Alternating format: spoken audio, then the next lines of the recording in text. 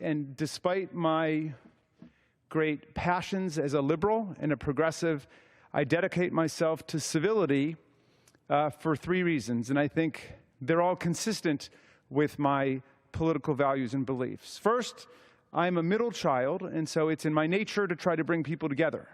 And if you study the theory of birth order advanced by Frank Selloway in his great book, Born to Rebel, you will find an exemplary middle child in Reverend Martin Luther King, who believed in the power of love for reconciling different views in society. And you will find a theory of the effectiveness of nonviolent struggle for progress and change. A theory that doesn't try to wish away or blink away real conflict that people have, but embraces conflict as the possibility for uplifting everyone in the process. Second, I'm from the great state of Maryland, one of the original middle states tucked between New England and the South. In Maryland, we have a habit of working across party lines for the common good.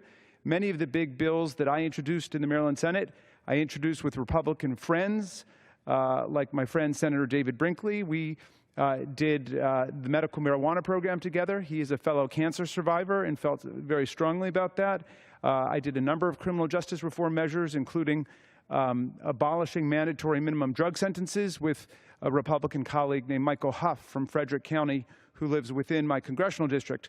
I even introduced a bill which succeeded for fiscal transparency in government, putting up all government expenditures over $10,000 online within 8 hours, with Congressman Alex Mooney from West Virginia, although then he was a state senator in Maryland who served with me in Annapolis.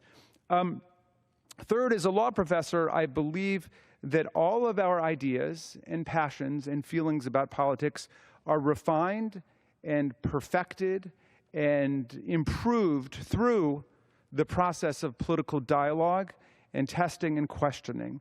So I know that our Republican colleagues make us stronger on the Democratic side of the aisle, and I hope that we make you stronger too, that we all grow together and we are able to improve each other's ideas, change each other's minds sometimes, and work on issues of common concern like infrastructure, which I think is a pressing problem that we can gather consensus around in this body, like in the environment and the perils of climate change.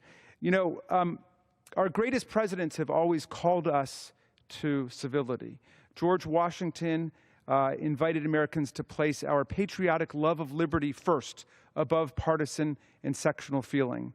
Thomas Jefferson said, "We are all Republicans, we are all Federalists," at a time of great division in the country.